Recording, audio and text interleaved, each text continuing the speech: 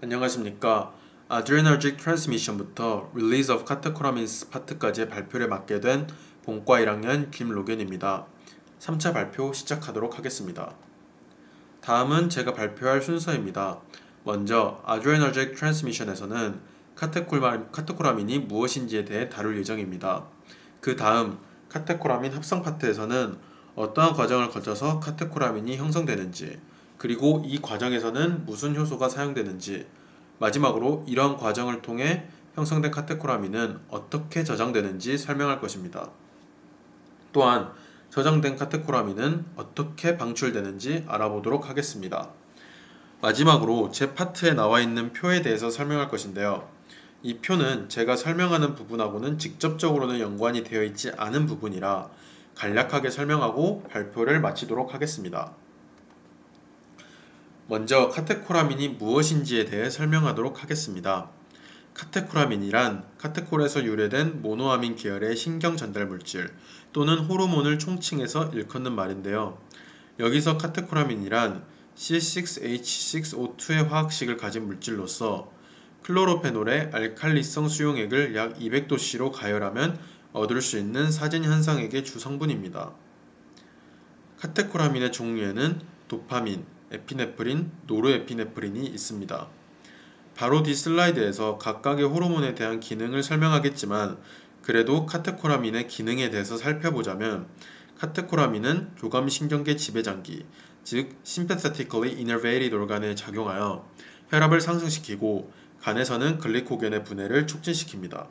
또한 호르몬으로서 스트레스에 의해 교감신경계가 흥분되면 부신 수질의 크로마틴 셀의 혈액으로 대량 방출되어 인체의 fight or flight response, 즉 대항 회피 반응을 유도하기도 합니다. 카테코라민에 해당하는 도파민, 에피네프린, 노르에피네프린에 대해 자세히 알아보도록 하겠습니다. 먼저 도파민은 extrapyramidal system, mesocortical pathway, 메솔림빅 패스웨이의 주요 뉴로트랜스미터인데요. 주요 기능으로는 뇌하수체 전엽에서 프롤락틴의 분비를 억제하는 것이 있습니다. 그리고 도파민 작용이 감소하면 파킨슨병이 발병하는 것을 알 수 있는데요. 두 번째로 넘어가도록 하겠습니다. 두 번째는 에피네프린인데요. 에피네프린은 부신 수질의 주요 호르몬으로서 교감신경계를 활성화시키는 뉴로트랜스미터입니다. 여러 기관을 자극하여 혈압을 높이고 동공을 확장시키며 사람을 흥분시키는 작용을 합니다. 또한 심장마비 환자의 심장에 직접 주입되어 심장을 정상화시키기도 합니다. 마지막으로 노르에피네프린은 교감신경절 이후 섬유 그리고 CNS의 특정 트랙의 주요 트랜스미터로서 교감신경 말단에서 신경 자극을 작용기에 전달하기 때문에 대표적인 교감신경 흥분제로 사용되고 있습니다. 노르에피네프린은 전신의 말초 혈관을 수축시켜 혈압을 크게 상승시킬 수 있습니다. 그리고 혈중 연료인 지방산과 포도당의 농도를 높여 긴장 상황에 대응하도록 만들어주기 때문에 분노의 호르몬이라고 불리기도 합니다. 이제 카테코라민의 합성 과정에 대해 얘기해 보도록 하겠습니다. 총 4개의 단계로 구성되어 있는데 각 단계별로 살펴보도록 하겠습니다. 첫 번째 단계는 타이로신이 도파로 전환되는 과정입니다. 타이로신 3-모노옥시네이즈, 흔히 타이로신 하이드록실레이즈라고 불리는 효소가 이 단계에 관여하고 화학적 구조의 변화로는 3번 탄소에서 하이드록실레이전이 발생한 것을 알 수 있습니다. 그리고 테트라 하이드로바이옵테린이 코팩터로 작용한다는 사실 또한 밝혀져 있습니다. 두 번째는 도파가 도파민으로 바뀌는 과정입니다. 이 단계에서는 aromatic L-amino acid decarboxylase가 효소로 관여합니다. 디카복실레이션이 일어난다는 사실을 확인할 수 있는데요. 그리고 피리독사 포스페이트가 코팩터로 작용한다는 사실 또한 알 수 있습니다. 세 번째 단계는 도파민이 노르에피네프린으로 전환되는 과정입니다. 이 단계에서는 도파민 베타 하이드록실레이즈가 효소로 관여합니다. 또한 옆에 그림을 보면 알 수 있듯이 베타 하이드록실레이션이 발생합니다. 그리고 이 단계에서는 아스코르베이트가 코팩터로 작용합니다.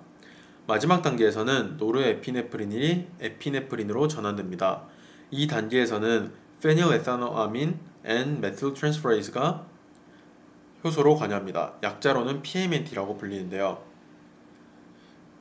이 전환되는 과정에서 또 크로마핀에서 N-메틸레이션이 발생하는 것을 알 수 있습니다. 다음 표는 카테코라민 합성을 위해 필요한 효소들을 정리해 놓은 것입니다. 각각의 특징들을 살펴보면서 위에 네 가지 효소들의 정리를 해보도록 하겠습니다. 먼저 occurrence를 보면 넓은 지역에 분포하는 위의 세 개의 효소들과는 달리 PMNT만 아드레날 글랜드에서 주로 분포하는 것을 볼 수 있는데요. 에피네프린이 주로 부신 수질에서 형성되기 때문에 PMNT가 아드레날 글랜드에 다수 분포한다고 생각할 수 있을 것 같습니다.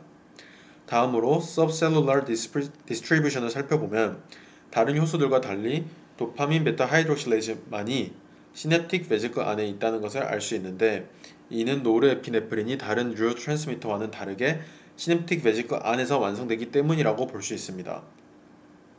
그리고 대체로 카테코라민의 합성에 사용되는 효소들은 스페시픽하지 않은 것을 볼 수 있는데 일례로 도파에서 도파민으로 전환되는데 사용되는 aromatic L-aminoacid decarboxylase는 5-hydroxy-L-tryptophan으로부터 5-HT를 생산하는 데 이용되기도 합니다.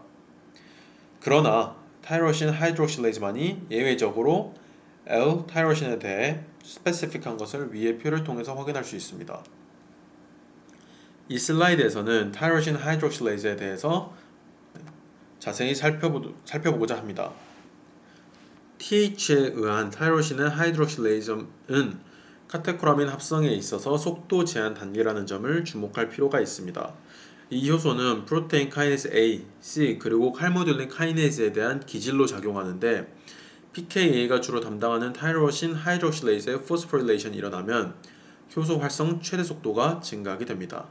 또한 TH는 교감신경 또는 부신 수질의 자극에 따라 활성화되는데 이러한 신경 자극 이후에도 TH 유전자 발현까지는 지연 시간이 존재합니다.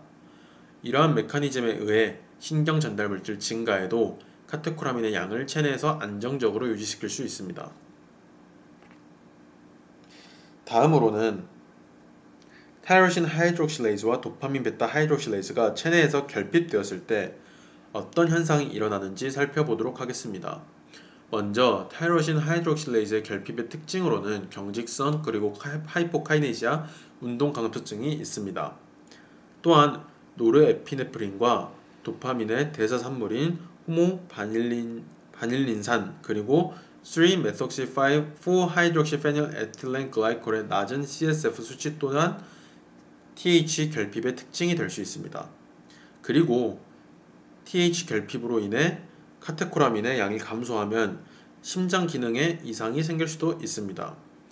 다음으로 도파민 베타 하이드록실레이즈가 결핍되었을 때 무슨 증상이 일어나는지 살펴보도록 하겠습니다. 첫 번째 그림을 살펴보시면 위 눈꺼풀이 아래로 처져 눈꺼풀 틈새가 작아진 것을 볼 수 있는데요. 이것을 안검하수라고 부릅니다.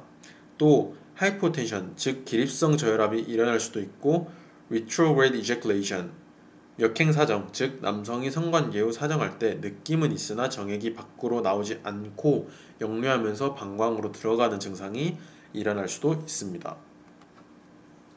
이제 카테코라민이 어떻게 저장되는지에 대해 살펴보도록 하겠습니다. 카테코라민은 아드레날 메둘라 그리고 이너베이티드 organ의 포스트강글리오닉 심패테틱 파이버 이렇게 크게 두 곳에 저장됩니다. 먼저 아드레날 메둘라를 살펴보면 카테코라민은 주로 크로마핀 그래뉼 안에 저장이 되는데 이 베지클은 크로마핀 건조 중량의 21% 정도가 된다고 합니다. 그리고 이 베지클 안에는 고농도의 카테코라민, 아스코르빅 액시드, ATP, 크로모그라닌, 뉴로펩티드와 엔케팔린을 포함한 펩티드가 존재합니다. 그 다음은 심패thetic nerve terminal인데 이곳에 존재하는 카테코라민은 신경 절단 이후 며칠 내로 사라지게 된다는 특징이 있습니다. 또한 두 가지의 베지클 형태로 저장이 되는데 large dense core vesicles는 크로마핀 그래뉼에 상응하는 것이고 small dense core vesicle은 노르에피네프린, ATP 그리고 도파민 베타 하이드록실레이즈를 포함하고 있습니다. 이번 슬라이드에서는 아드레나 메둘라에 대해 자세히 다뤄보도록 하겠습니다. 아드레나 메둘라는 크게 두 종류의 카테코라민 컨테이닝 셀 타입을 가지고 있는데 하나는 노르에피네프린을 주로 포함하고 있고 다른 하나는 주로 에피네프린을 포함하고 있습니다. 에피네프린을 포함하고 있는 셀은 에피네프린을 합성하는 데 필요한 효소인 페닐에타노아민 N 메틸 트랜스퍼레이즈도 포함하고 있습니다. 또한 이 셀의 과립에서 형성된 노르에피네프린은 세포질에서 에피네프린으로 메틸화됩니다. 이렇게 형성된 에피네프린은 크로마핀 그래뉼러 들어가 방출되기 이전까지 저장됩니다. 그리고 아드레나 메둘라에 저장된 카테코라민 중 80%는 에피네프린, 그리고 20%는 노르에피네프린이라는 사실 또한 확인할 수 있습니다. 다음으로 글루코콜티코이드에 대해서 설명하도록 하겠습니다. 글루코콜티코이드는 에피네프린의 합성 속도를 조절하는 주요 인자로서 아드레날 콜텍스에서 분비됩니다. 부신 내 콜티코스테로이드가 부신 문맥계, 즉 인트라아드레날 포르터 베시클라 시스템에 의해 아드레나 메둘러리 크로마핀 셀로 운반되면 PMNT의 합성이 유도되어 에피네프린의 합성 속도를 조절하는 주요 요소가 됩니다. 또한 글루코콜티코이드의 분비가 자극되면 부신 속질에서 타이로신 하이드록실레이즈와 도파민 베타 하이드록실레이즈의 활동이 증가하여 따라서 충분히 지속된 스트레스가 콜티코트로핀의 분비를 증가시키게 되며 이는 부신 피질에서 콜티조, 부신 속질에서 에피네프린 등 적절한 호르몬을 모두 동원할 수 있게 됩니다. 이러한 메커니즘은 인간을 포함한 특정 포유류에서만 존재하는데 부신의 크로마핀 세포가 스테로이드 분비성 피질 세포에 완전히 둘러싸여 있다는 공통점이 있습니다. 또한 PMNT가 뇌, 심장, 폐와 같은 포유류 조직에서 발현되며 에피네프린 합성을 추가로 유도할 수 있다는 점도 있습니다. 이전에 말했듯이 카테코라민은 베지클 안에 저장되는데 이로 인해 카테코라민의 방출이 조절될 수 있고 셀룰러 엔짐에 의한 대사로부터 보호될 수 있으며 그리고 그들이 뉴런의 밖으로 새어나가는 것 또한 막을 수 있습니다. 이렇게 소포 안에 카테코라민을 농축해 저장하기 위해서는 Vesicular Monoamine Transporter 2 VMAT2가 작동합니다. VMAT2는 SLC 패밀리에 속하며 SLC18A2로 불리며 주로 중추신경계의 시냅스 소포에 존재합니다. VMAT2는 Vesicular Membrane 프로테인으로서 카테코라민을 세포질에서 소포 속으로 이동시키는 역할을 합니다. 그 과정을 설명하는 것이 이 A 그림인데요. 먼저 ATP Dependent Proton Translocase의 작용으로 ATP를 가수분해해 저장된 에너지를 소모해서 수소 이온을 소포 속으로 이동시킵니다. 그러면 소포막 내외로 수소 이온의 농도차에 의해 pH 그레디언트가 생기는데 이때 수소 이온이 다시 밖으로 나가려는 농도 구배를 이용하게 됩니다. 모노아민 한 분자가 소포 안으로 들어가면서 두 개의 H 플러스 이온과 교환되는데 이 원리는 다음과 같습니다. 우선 첫 번째 수소 이온이 VMAT2의 구조를 변형시켜 모노아민에 대한 친화성이 큰 결합 부위를 세포질 방향에 형성합니다. 그 다음에 모노아민이 VMAT2에 결합했을 때 두 번째 수소 이온이 나가면서 다시 한번 VMAT2의 구조를 변화시켜 모노아민에 대한 친화력을 감소시키는 동시에 결합한 모노아민 한 분자를 소포 내부로 이동시켜 모노아민의 농도가 높은 소포를 완성시킵니다. 이러한 과정이 정상적으로 이루어지는 시냅스의 과정은 그림 B에서 보실 수 있습니다.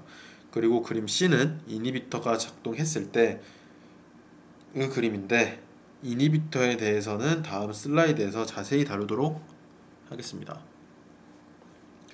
이니비터는 모노아민이 소포 안으로 들어가지 못하도록 방해하는 작용을 하는데 대표적인 이니비터로는 리설핀 그리고 테트라베나진이 있습니다. 방금 얘기한 대로 이 이니비터들은 모노아민이 소포 안으로 들어가지 못하게 하여 카테코라민이 분해에 취약한 세포질에 남도록 함으로써 세포질에서 모노아민 옥시데이즈에 의해 분해되도록 만듭니다. 이로 인해 뇌와 교감신경 말단에서 카테코라민이 고갈되게 됩니다. 이것이 이니비터의 공통적인 작용이고 세부적으로는 두 이니비터의 작용에는 약간의 차이점이 존재하는데요.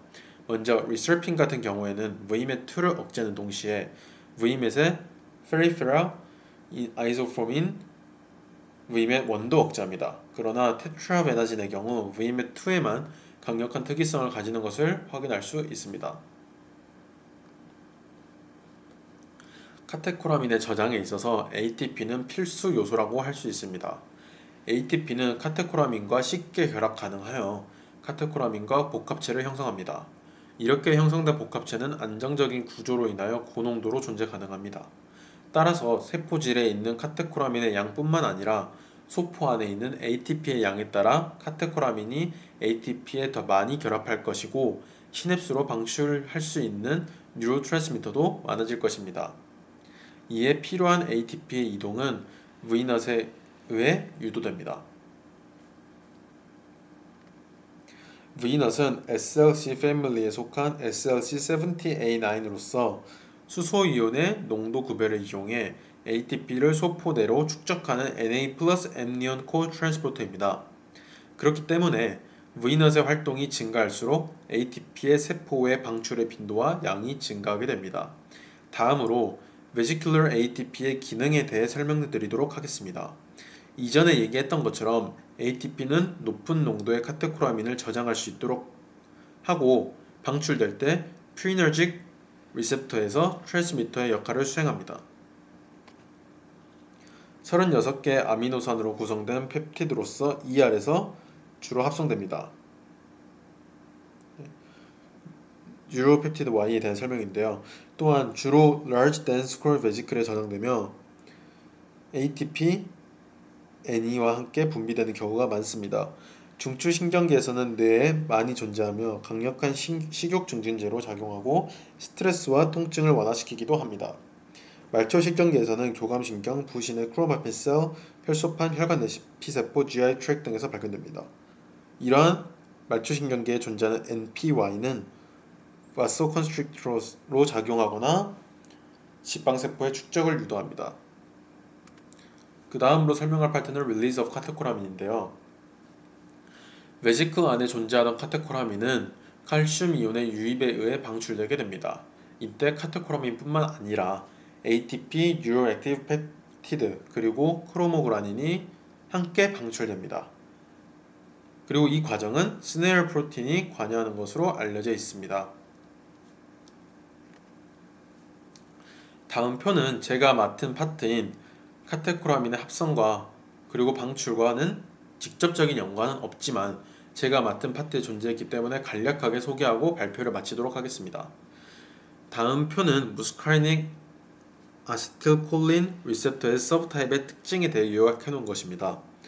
여기서 기억해야 할 점은 M1, 3, 5와 M2 그리고 M4는 같은 G 프로테인의 합성을 통해 반응을 유도한다는 것입니다. M1은 CNS 어토노믹 강글리아에 주로 존재하며 GQ 또는 G11 프로테인에 결합하며 인지 기능을 향상시킵니다. 관련된 질병에는 알츠하이머 디지스가 있습니다.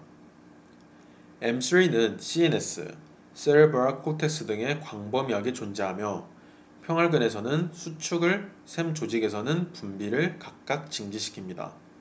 M5는 흑색질 등이 존재하며 도파민 방출을 증진시킵니다. M2는 CNS, 힌드브레인 등에 넓게 분포하며 GI 또는 G0 프로테인에 결합합니다. 이 역시 알츠하이머 디지스와 연관되어 있습니다. 마지막으로 M4는 CNS 줄무늬체 등의 결합 존재하며 이 역시 M5와 마찬가지로 도파민 분비를 촉진합니다. 다음 자료들은 발표 준비에 참고한 자료들이며 이것으로 Adrenergic Transmission부터 Release of Catecholamines 까지의 발표를 마치도록 하겠습니다.